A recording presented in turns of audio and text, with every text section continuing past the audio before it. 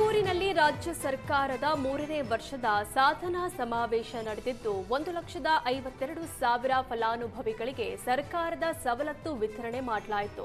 ಪರಮೇಶ್ವರ್ ನೇತೃತ್ವದಲ್ಲಿ ಸಾಧನಾ ಸಮಾವೇಶ ನಡೆದಿದ್ದು ಕಾಂಗ್ರೆಸ್ ನಾಯಕರು ಶಕ್ತಿ ಪ್ರದರ್ಶನ ಮಾಡಿದ್ರು. ಈ ಖಾತಾ, ಪೋಡಿ, ಕಂದಾಯ ಗ್ರಾಮ, ಹಕ್ಕುಪತ್ರ, ನಿವೇಶನ ಪತ್ರ ವಿತರಣೆ ಮಾಡಲಾಯಿತು. ಜೊತೆಗೆ 600 ಅಂಗನವಾಡಿ ಕಾರ್ಯಕರ್ತೆಯರಿಗೆ ನೇಮಕಾತಿ ಆದೇಶ ವಿತರಣೆ ಮಾಡಲಾಯಿತು. ಸಮಾವೇಶದಲ್ಲಿ ಸಿಎಂ ಸಿದ್ದರಾಮಯ್ಯ, ಡಿಕೆಶಿ, 10ಕ್ಕೂ ಹೆಚ್ಚು ಮಂತ್ರಿಗಳು ಭಾಗಿಯಾಗಿದ್ರು.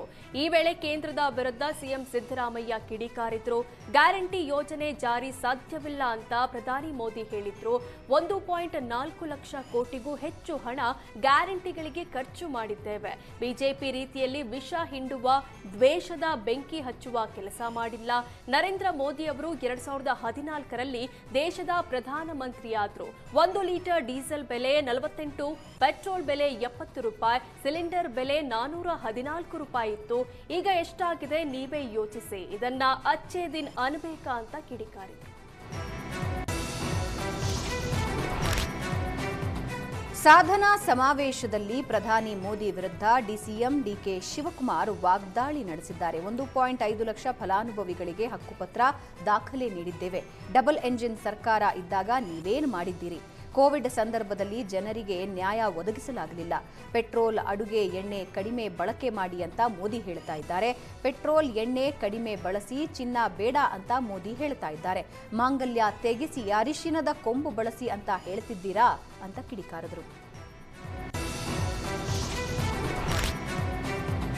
ಸರ್ಕಾರದ ಸಾಧನಾ ಸಮಾವೇಶಕ್ಕೆ ವಿಜಯೇಂದ್ರ ಲೇವಡಿ ಮಾಡಿದ್ದು, ಗ್ಯಾರಂಟಿಗಳು ಚುನಾವಣಾ ತಂತ್ರಗಾರಿಕೆಗೆ ಬಳಕೆಯಾಗ್ತಿವೆ. ಗ್ಯಾರಂಟಿಗಳೇ ಅಭಿವೃದ್ಧಿ ಅಂತ ಬಿಂಬಿಸಲಾಗ್ತಾ ಇದೆ.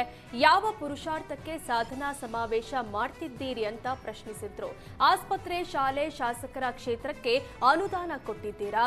ಖಾಲಿ ಹುದ್ದೆ ಭರ್ತಿ ಆಗಿಲ್ಲ ಅಂತ ವಿಜಯೇಂದ್ರ ವಾಗ್ದಾಳಿ ನಡೆಸಿದ್ರು.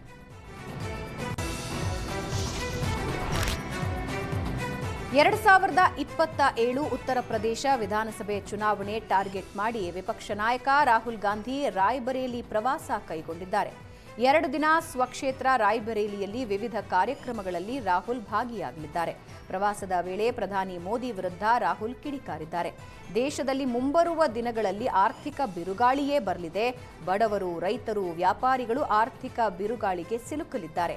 ಇದು ಪ್ರಧಾನಿ ಮೋದಿ, ಅದಾನಿ, ಅಂಬಾನಿ ಮೇಲೆ ಪರಿಣಾಮ ಬೀರಲ್ಲ. ಜನರು ವಿದೇಶ ಪ್ರವಾಸಕ್ಕೆ ಹೋಗಬೇಡಿ ಅಂತ ಮೋದಿ ಹೇಳ್ತಾ ಇದ್ದಾರೆ.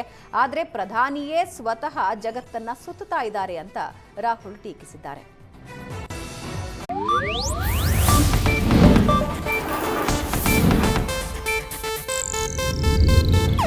ಇದು ಏಷ್ಯಾನೆಟ್ ನ್ಯೂಸ್ ನೆಟ್ವರ್ಕ್ ಪ್ರಸ್ತುತಿ.